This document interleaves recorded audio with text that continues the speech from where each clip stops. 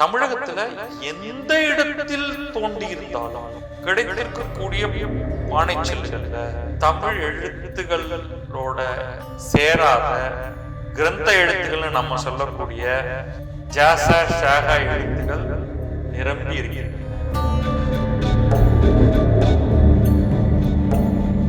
Iron ஏஜ்ங்கிறது ஆரம்பிச்சிருச்சுன்னா அந்த கலாச்சாரம் மிகப்பெரிய மாற்றத்துக்கு உள்ளாகும். அடுத்தடுத்து மேல மேல again அதுக்கான எவிடன்ஸ் ஏன்னா இங்க நீங்க இரும்ப கண்டுபிடிச்சிருந்தீங்கன்னா அப்படியே தமிழகம் முழுக்க உங்களுடைய சங்க இலக்கியத்தில இருந்து எல்லா இடத்துல இருந்தும் இரும்புக்கு மிகப்பெரிய முக்கியத்துவம் கொடுக்கணும். நான் பயப்படுறது குரங்கு கையில் சிக்கி தவிக்கும் பூமாலை போல நம்முடைய அரசியல்வாதிகள் கையில் சிக்கி தவிக்கும் ஆர்கியாலஜியா மாறி தமிழ்நாட்டில் எங்கெல்லாம் இரும்பு இருக்கு, என்ன வந்தது, எப்படி வந்தது, என்ன நடந்தது, அடுத்து தொடக்கம் அடுத்தடுத்து மேபி நம்ம இந்த தொடக்கம்னு எப்படி நீங்க சொல்றீங்க? இரும்பு காலம் அப்படின்னு நம்ம சொல்லும் பொழுது இரும்பு பண்ட பாத்திரங்கள் கிடைத்திருக்கு, இரும்பு ஆயுதங்கள் கிடைத்திருக்கிறது. அதுதானுங்க கண்டுபிடிப்புங்கிறது. பல நேரங்கள்ல வந்து அன்விட்டிங்லி சில முரட்டுத்தனமான முட்டாள் முடிவுகளும் பல்வேறு அரசாங்கங்களால எடுக்கப்படும். தமிழக அரசு ஒரு லெவல் தாண்டி உலக அறிஞர்களையே இங்க கூட்டுறணும் அப்படின்னு நான் சொல்றேன்.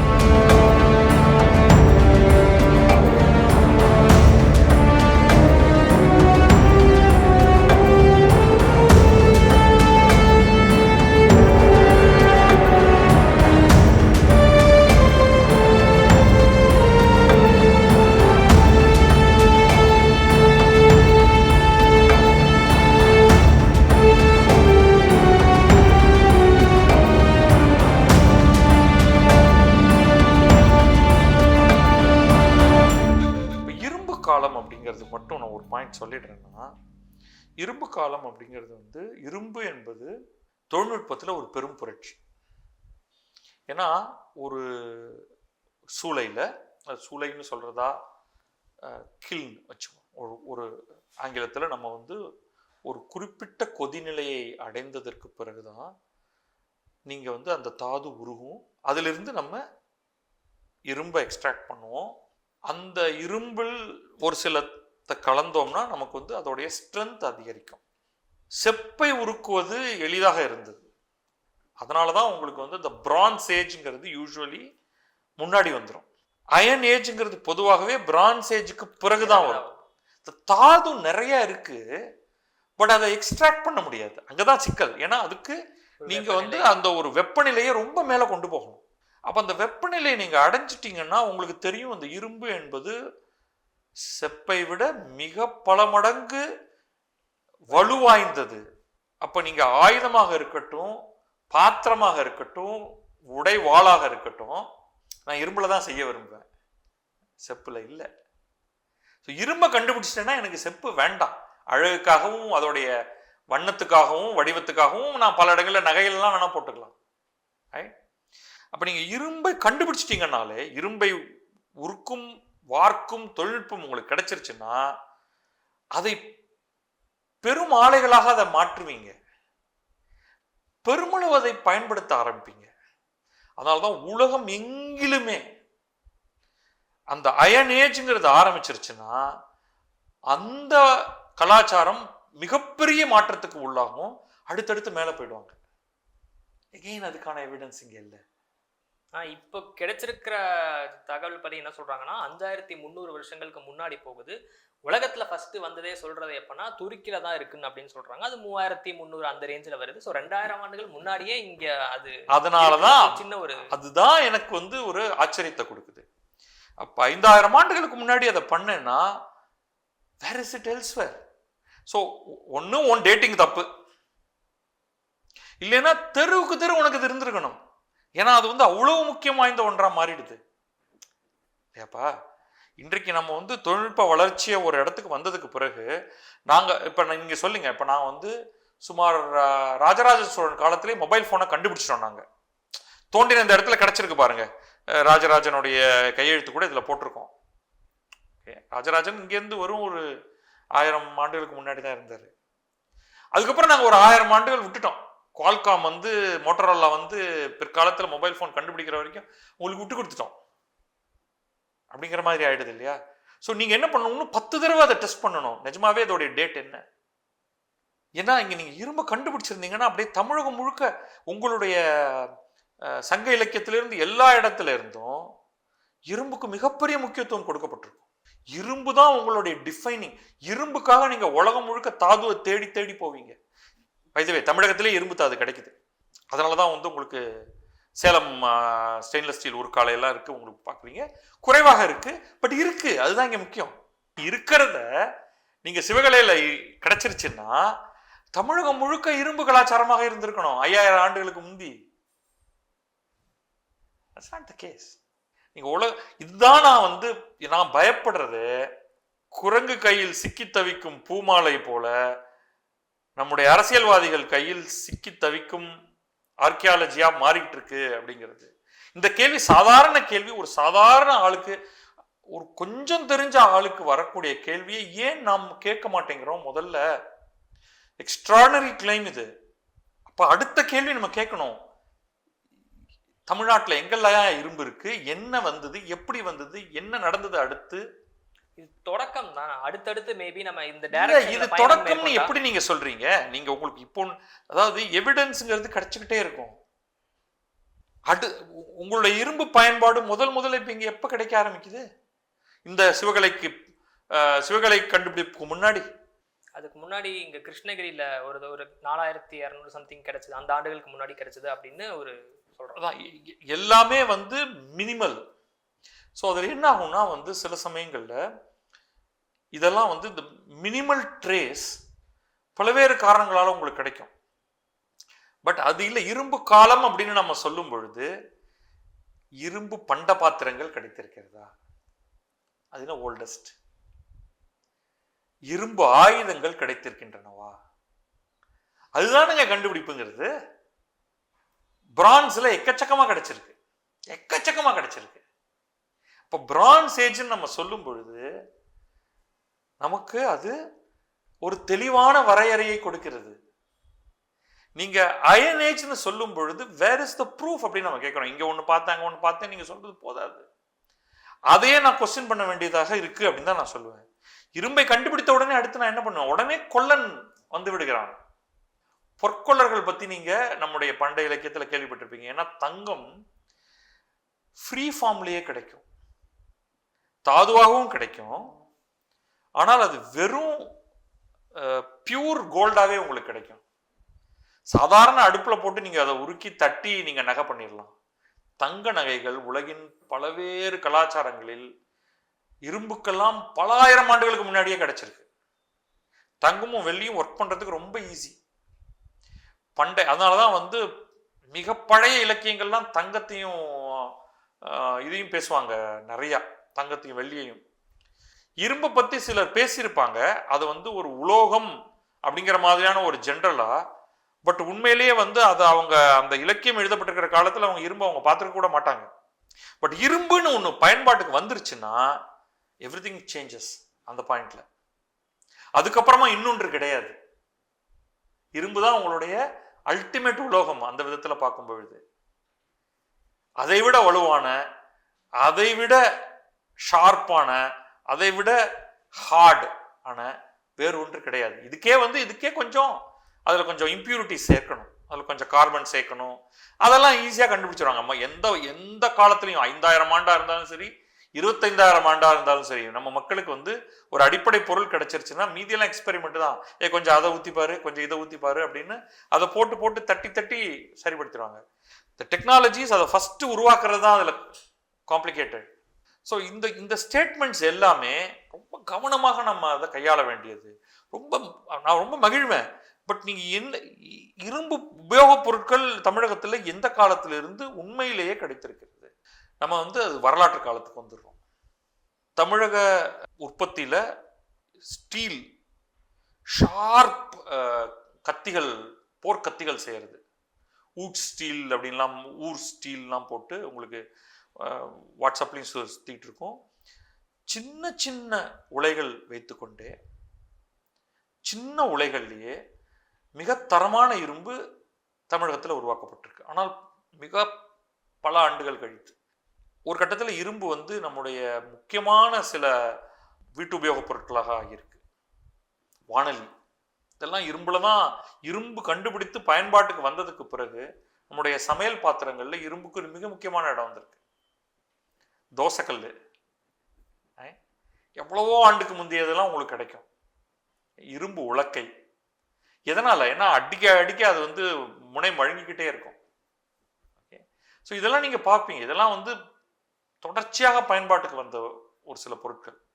இது எப்ப கிடைக்குதோ பெரிய அளவுல, அதுதான் உங்களுடைய இரும்பு காலம். உண்மையில உலகின் எல்லா பகுதியிலும் இதான் நடந்திருக்கு. அம்புகள் தயாரிக்க பயன்பட்டிருக்கு. அதோடைய முனையில அம்புகள் எவ்வளவோ ஆண்டு காலமா இருக்கு. நீங்க போன், எலும்பை ஷார்ப் பண்றது, மரத்தை ஷார்ப் பண்ணி சொருகிறது, இதெல்லாம் எவ்வளவோ காலமா இருக்கு. அதுக்கப்புறமா மெட்டல் வர ஆரம்பிக்குது, பிரான்ஸ், அதுக்கப்புறம் இரும்பு. அவ்வளவுதான். அதுக்கு மேல no more improvement required. Ultimate அங்க வந்துருச்சு. ரைட்? அதைத்தான் நம்ம வந்து உண்மையாக அதை நம்ம இரும்பு காலம்னு சொல்லும் பொழுது இப்படி பல்வேறு காலகட்டங்கள் தாண்டி வந்து நிக்கிறதா நம்ம இப்படி சொல்றோம்.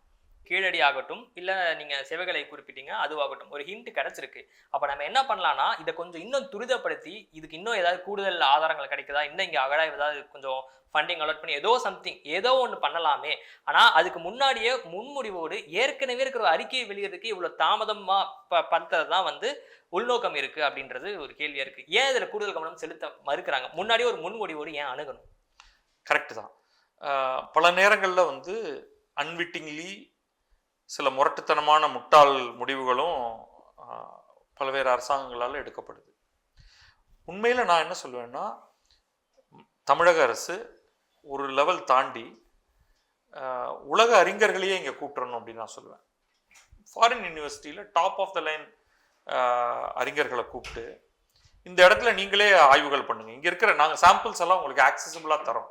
நீங்கள் ஹார்வர்ட் யூனிவர்சிட்டிலையோ அல்லது வேற ஏதோ ஒரு பல்கலைக்கழகத்திலையோ உட்காந்து மெட்டீரியல் வர வரைக்கும் வெயிட் பண்ணாதீங்க. ஒரு 2 year சபாட்டிக்கல் நான் வந்து உங்களுக்கு தர தயாராக இருக்கேன். நீங்கள் உங்களோட யூனிவர்சிட்டியில் வாங்கிட்டு வந்துருங்க. உங்களுக்கான சம்பளம் மற்ற செலவுகள் எல்லாமே நான் கொடுக்குறேன். அதெல்லாம் ஒன்றுமே கிடையாது. Entire place accessible to you, entire material accessible to you. நீங்கள் இதை தரவாக படித்து என்ன ரிப்போர்ட் வந்தாலும் எழுதுங்க. அது உங்களுடைய அடிப்படையின்படி அது இந்த காலகட்டம் தான் அப்படின்னா எந்த காலகட்டமோ எழுதுங்க, சப்போர்ட் பண்ணுங்க. ஈதர்வே இதெல்லாம் வந்து நம்முடைய பெருமைக்கு ஒரு மிக முக்கியமான ஒரு விஷயமா ஆயிருது. அது ஒரு 2 வருஷம் முன்னாடி இருந்தா என்ன, 2 வருஷம் பின்னாடி இருந்தா என்ன, கிரேட் அச்சீவ்மெண்ட்ஸ். ஓகே, நம்ம வந்து எனக்கு தெரிஞ்சு கீழடியில் பல யுனிக்கான பொருட்கள் கிடைச்சிருக்கு. ஓகே, ஒரு தங்கத்தில் ஒரு கட்டி, அதில் பிராமியில் அல்லது தமிழில் ஏதோ ஒன்று வச்சுங்க, அந்த பேர் கோதைன்னு எழுதினது. வேற பல இடங்கள்ல தங்கத்துல இந்த மாதிரியான ஒரு கோல்டு பார்ல இந்த மாதிரி எழுதப்பட்டு கிடைச்சிருக்கான்னு தெரியல. பட் அதே சமயம் இங்க வந்து 2 கவுண்டர் எக்ஸாம்பிள் நான் சொல்றேன். அது வந்து அதை எக்ஸ்பிளைன் பண்ணணுங்கிறதுக்கு. தமிழகத்துல எந்த இடத்தில் தோண்டி இருந்தாலும் கிடைத்திருக்கக்கூடிய பானை செல்லுகள்ல கணிசமான எண்ணிக்கை பானை செல்லுகள்ல தமிழ் எழுத்துகளோட சேராத கிரந்த எழுத்துக்கள்னு நம்ம சொல்லக்கூடிய ஜாசா ஷாகா எழுத்துக்கள் நிரம்பி இருக்கின்றன. ஆள் பேர் தான் பானைச்சல்கள்ல பெருசா கிடைச்சிருக்கு. முழுமையாக தமிழ் எழுத்துக்களுக்குள்ள இருக்கக்கூடிய ஒரு ஆதன், கண்ணன் போன்ற கணன், கண்ணன் கூட இருக்காது, கண்ணன் அப்படிங்கிற மாதிரியான பேர்களோடு கூட திசன், ச பாம்பு ச, அதே மாதிரி ஹே போட்ட ஜா போட்ட பேர்கள்லாம் இருக்கு. அப்ப இதை எக்ஸ்பிளைன் பண்ணணும். ஓகே, அப்ப இந்த பிராமிங்கிற எழுத்து முறை, அந்த எழுத்து முறையில இந்த எழுத்துகள் தமிழ் எழுத்துகள் மட்டுமன்றி மற்ற பிற எழுத்துகளும் வடமொழியை அல்லது இந்தோ ஆரிய மொழிகளை எழுதக்கூடிய எழுத்துகளுக்கும் சேர்த்துதான் அந்த பிராமி அப்படிங்கிற எழுத்து முறை உருவாக்கப்பட்டிருக்கு. அதை தமிழர்கள் உருவாக்கி கொடுத்தார்களா? ஏன்னா தமிழர்களோட எழுத்துக்கள் கிடையாது. அன்னிலிருந்து இன்னி வரைக்கும் நம்முடைய முதல் இலக்கண புத்தகத்திலிருந்து இந்த எழுத்துக்கள் எல்லாம் தமிழுக்கான எழுத்துக்கள் அல்ல. நம்ம தமிழுக்கான எழுத்துக்கள் இவ்வளவுதான் அப்படின்னு இந்த ஒரு குறுகிய செட்டு தான் நம்ம வந்து தமிழ் எழுத்துக்களாக வைத்திருக்கோம். அப்ப இந்த எழுத்துகள் எங்கிருந்து வந்தன அப்படிங்கிறது ஒண்ணு பார்க்கணும். அடுத்தது நம்ம பார்த்த எல்லா இடத்துலையுமே ஃபாரின் மெட்டீரியல் நான் சொல்றது தமிழகத்துடைய பொருட்கள் அல்லாத, உதாரணத்துக்கு இந்த சூது பவழம் அப்படின்னு சொல்லக்கூடியது, கார்னீலியன் பீட்ஸ், அது குஜராத் பகுதியிலிருந்து கிடைக்கக்கூடியது, அவை கிடைத்திருக்கின்றன. அப்ப நம்ம பொருட்களை தோண்டி எடுக்கக்கூடிய காலகட்டத்திலேயே ஒரு பெரிய வணிக பெருவழி இங்க இருந்திருக்கு. அப்ப எழுத்துகளுக்கு முந்தைய காலகட்டத்திலிருந்தே இது இருக்கு. அப்ப இது வந்து எப்பவுமே ஒரு மிக்ஸ்டு டொமைனா தான் இருந்திருக்கு. இது ஞாபகம் வச்சுக்கணும். இன்னும் சொல்ல போனால் அரிக்கமேடு மற்ற பல இடங்கள்லையுமே உங்களுக்கு அந்நியர்கள், அதாவது இந்திய ஒரு ரேஸ் தாண்டி பிறர் அவர்களுடைய எலும்புக்கூடுகள் கிடைத்திருக்கு. அப்ப வெளிநாட்டு வணிகர்கள் வந்து தங்கி இருக்காங்க. ஒரு காஸ்மோபாலிட்டனான ஒரு இடமா இருந்திருக்கு. ஒரு பெரிய எழுதின ஸ்டோரிஸ் நம்மகிட்ட கிடையாது. அப்ப நிறைய கெஸ் ஒர்க் பண்ண வேண்டிய ஒரு இடத்துல இருக்கோம் நம்ம. இப்ப இந்த இடத்துல ஒரு தமிழுக்கான தனிக்கதை அப்படின்னு உருவாக்குறதுல நிறைய சிக்கல்கள் இருக்கு. ஸோ இதை அணுகும் பொழுது ஒரு ஸ்ட்ராங் லாஜிக் உள்ள கொண்டு வர வேண்டிய தேவை இருக்கு. இந்த பாயிண்ட் வந்து ரொம்ப முக்கியமானது. அவசரப்பட்டு நம்ம ஒரு கதையை எழுதிட முடியாது. யார் எதை யார் எந்த இடத்துல இருந்து வந்திருக்கு, இன்னும் நமக்கு வந்து எழுத்து எங்கிருந்து வந்தது, ஈவன் பிராமி வந்து மௌரியன் பிராமிங்கிறது எங்கிருந்து வந்ததுங்கிறதுக்கே ஒரு சில ஸ்டோரிஸ் இருக்கு. ஒரு ஸ்டோரிஸ் நான் இங்க சொல்லும் பொழுது ஒரு பிளாசிபிள் எக்ஸ்பிளனேஷன். அது வந்து அராமைக், ஃபொனீஷியன் போன்ற இந்திய பெருநிலத்துக்கு வெளியிலிருந்து வந்திருக்கக்கூடிய எழுத்து முறைகளிலிருந்து இங்கே வந்திருக்கலாம் அப்படிங்கிற ஒரு பாசிபிலிட்டி ஒன்று இருக்கு. அப்போ நீங்க அந்த மாதிரி நீங்க ட்ரேஸ் பண்ணணும். யாரும் உட்கார்ந்து ஒரு எழுத்தை முழுமையாக ஜீரோவிலிருந்து உருவாக்கினார்கள் அப்படிங்கிறது வந்து ஒரு அறிவுக்கு ஒவ்வாத ஒன்றாக ஆகிவிடுகிறது.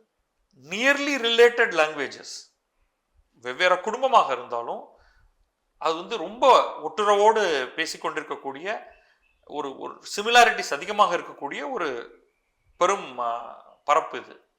ஸோ இதெல்லாம் ஞாபகத்தில் வச்சுக்கணும். அப்புறம் வணிக இடங்கள்ல எப்பவுமே மிக்ஸ் நடந்துகிட்டே இருக்கும், அதையும் ஞாபகத்தில் வச்சுக்கணும். அப்புறம் இதை வச்சுக்கிட்டு ஒரு கிளியர் ரிப்போர்ட் கொடுக்குறோம்னாலும் அந்த ரிப்போர்ட் மற்ற இடத்தோட ரிப்போர்ட் அங்கிருந்து ஒரு 100 கிலோமீட்டர் தள்ளி இருக்கக்கூடிய ஒரு இடத்தோட கனெக்ட் ஆகும். இப்போ உதாரணத்துக்கு வந்து நம்ம ரொம்ப தெளிவாக சொல்லக்கூடிய ஒரு சில விஷயங்கள் சிந்து சமவெளி நாகரிகம்னு, அங்க என்ன நமக்கு கிடைக்குது அப்படின்னா ஒவ்வொரு சைட்லையும் யூனிக்கா சில விஷயங்கள் கிடைக்குது. ஆனா ரொம்ப முக்கியமா ஒரு சில காமனாலிட்டி கிடைக்குது நமக்கு. வெயிட்ஸ் அண்ட் மெஷர்ஸ்னு சொல்லுவோம். அது நமக்கு அன்பார்ச்சுனேட்லி தமிழ்நாட்டில் ஒரு கொஹரண்டா இது வரைக்கும் நமக்கு கிடைக்கல. பெரிய பகுதியில சிந்து சமவெளி கிட்டத்தட்ட ஆப்கானிஸ்தான்ல இருந்து கல்ஃப் பல பாயிண்ட்ல இருந்து மகாராஷ்டிராவுடைய முனை வரைக்கும் ஹரியானா வரைக்கும் பரவி இருக்கக்கூடிய ஒரு பகுதி. எங்க போனாலும் அங்க அளவு இருக்கு இல்லையா, வெயிட், நிறுத்தல் அளவு ஸ்டாண்டர்டைஸ்டு. இப்போ இன்னைக்கு வந்து எவ்வளவோ ஆண்டுகளுக்கு பிறகு நம்ம பாரிஸ்ல ஒரு சில மெஷர்ஸ் கிலோகிராம் கிராம் அப்படின்னு நம்ம வந்து ஒரு அளவு கொண்டு வந்துட்டா இன்னைக்கு உலகத்தில் நீங்க எங்க போனாலும் கிலோகிராம் கல் இருக்கும் உங்களுக்கு. நம்ம சொல்றது 3000 ஆண்டுகள் 4000 ஆண்டுகளுக்கு முன்னாடியே இந்த நிறுத்தல் அளவை இந்த எல்லா ஊர்லயும் ஒரே மாதிரி இருக்கு. அப்ப நீங்க வந்து அது ஒரு மிகப்பெரிய கனெக்டட் சிவிலைசேஷன் சொல்லுவீங்க. கம்யூனிகேஷன் இருந்திருக்கு எல்லாருக்கும். கம்யூனிகேஷன் மட்டும் இல்ல, ஒரு காமன் அட்மினிஸ்ட்ரேஷன் இருந்திருக்கணும். இல்லாட்டி ஏன் வந்து நீ உன் அளவு உனக்கு, ஏன் அளவு எனக்குடா அப்படின்னு சொல்லிடுவோம். அடுத்தது வந்து பிரிக்கோடைய, அதாவது செங்கல்லுடைய அளவு, அது ஒரு கட்டத்துல மாறவும் செய்யுது. மாறினதுக்கு பிறகு எல்லா இடத்துலையும் ஒரே அளவுல இருக்கு. அதாவது ஒரு பர்டிகுலர் ரேஷியோல இருக்கு அந்த கல். அதுக்கப்புறம் ஒரு குறிப்பிட்ட கட்டத்துக்கு பிறகு அந்த அந்த அளவு கொஞ்சம் மாறுது. அது எல்லா இடத்துலையும் அதே மாதிரி இருக்கு. அது வந்து early Harappan site, late Harappan site அப்படின்லாம் சொல்றோம் நம்ம. இப்போ இவ்வளோ பெரிய விஸ்தீர்ணத்துல ஒரே மாதிரி செங்கல் பண்றாங்க அப்படின்னா ஒரு காமன் அட்மினிஸ்ட்ரேஷன் இருந்திருக்கு. நம்ம இன்னைக்கு தமிழ் நிலப்பரப்புன்னு சொல்லக்கூடிய நிலப்பரப்புல, அல்லது இன்னும் கொஞ்சம் விரிவாக்கி திராவிடிய நிலப்பரப்பு அப்படின்னு நம்ம சொல்லக்கூடிய தென்னிந்திய நிலப்பரப்பை எடுத்துக்கிட்டு இந்த மாதிரியான அகழ்வாய்வுகளின் மூலம் ஏதாவது காமனாரிட்டி கண்டுபிடிச்சிருக்கோமா? அதர் தென் இந்த சில்லில் பானை சில்லுகளில் எழுதப்பட்டிருக்கக்கூடிய ஒரு பொறிப்பு, அதெல்லாம் பிராமி, தமிழி போன்ற ஒரே மாதிரியான ஒத்த எழுத்துக்களை கொண்டிருக்கிறது தவிர நிறுத்தல் அளவை, முகவரி அளவை இதெல்லாம் வந்து நமக்கு வந்து காமனாக கிடைச்சிருக்கா? இது வரைக்கும் நமக்கு அந்த மாதிரி எந்த தகவலும் நமக்கு தெரியல. ரைட்? ஸோ இதெல்லாம் தான் நம்ம பார்ப்போம். ஒரு காமன் அட்மினிஸ்ட்ரேஷன் இருந்ததா, அல்லது ஒரு கான்ஃபெடரேஷன் சொல்லுவோம், வெவ்வேறு அரசர்கள் இருந்துங்க, ஆனா எல்லாரும் ஒரே திட்டத்தின் அடிப்படையில் செயல்படுகிறோம். செங்கல் நமக்கு கிடைக்கல. அப்படி எதுவும் நிறைய பானைகள் கிடைச்சிருக்கு, ஆனா பானைகள்கிட்ட காமனாலிட்டி இல்லை.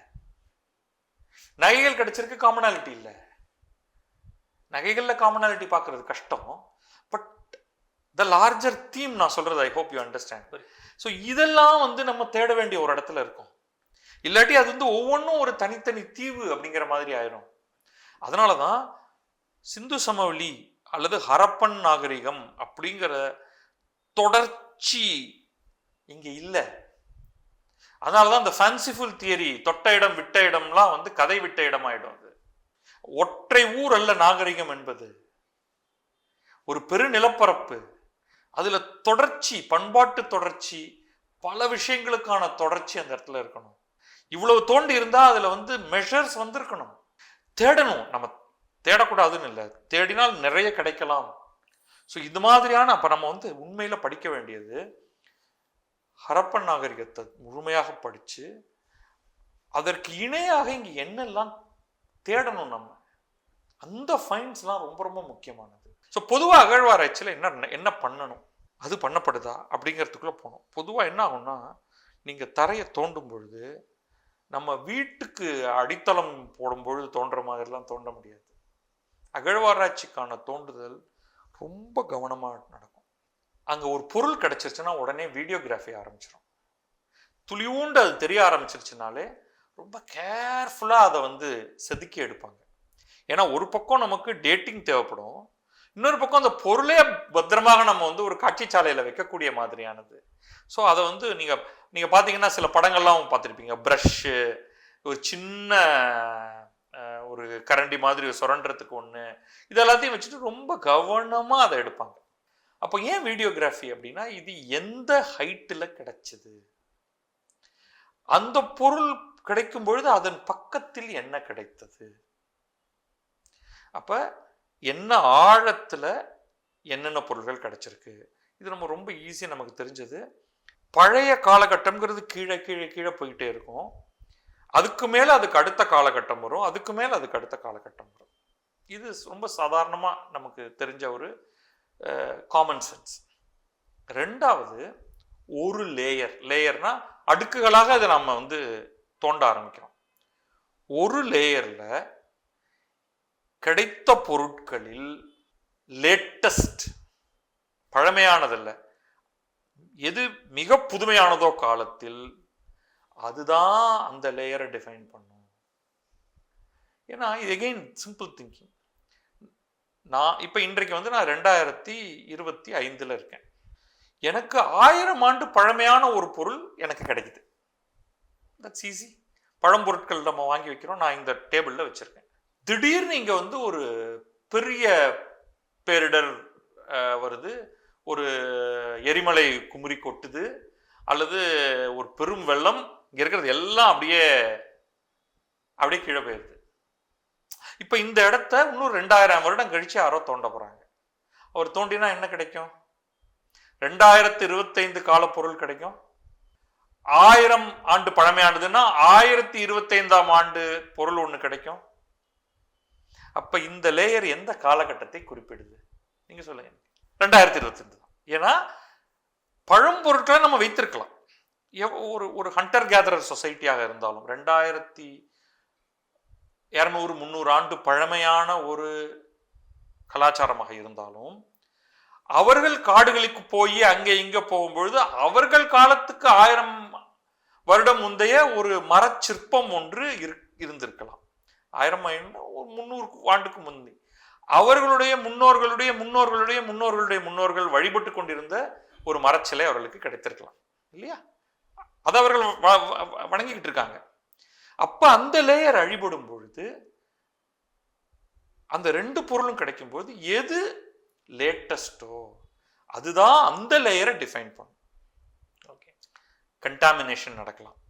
நம்ம தோண்டும் பொழுது பொருட்கள் மாறி போயிடலாம், நம்ம சரியா தோண்டாம இருக்கும் பொழுது. இதனாலதான் வீடியோகிராஃப் பண்ணுவாங்க. ஏன்னா நீங்க பொருட்களை எடுத்து வெளில வச்சுட்டீங்கன்னா அப்புறம் அடுத்து ஃபீல்டு நோட்ஸ்னு ஒன்று எழுதுவாங்க, மெஷர்மெண்ட் பண்ணுவாங்க. இந்த ஆழத்தில் இந்த தேதியில் நானும் இவரும் சுவாமியும் பத்ரியும் கண்ணனும் தோண்டி கொண்டிருக்கும் பொழுது இந்த பொருட்கள் கிடைத்தன, லிஸ்ட் 1 2 3 போட்டோ. இதற்கு பிறகு நீங்க ஒரு சாம்பிள் எடுத்து டேட்டிங் பண்ணுவீங்க. இதெல்லாம் நடக்கும். பார்க்கலாம் சார். கூடுதல் ஆராய்கள் நிச்சயமா வெளில வரும் அப்படின்னு நம்புவோம். வேறொரு சந்தர்ப்பத்தில் நம்ம சந்திக்கலாம். நன்றி. வணக்கம்.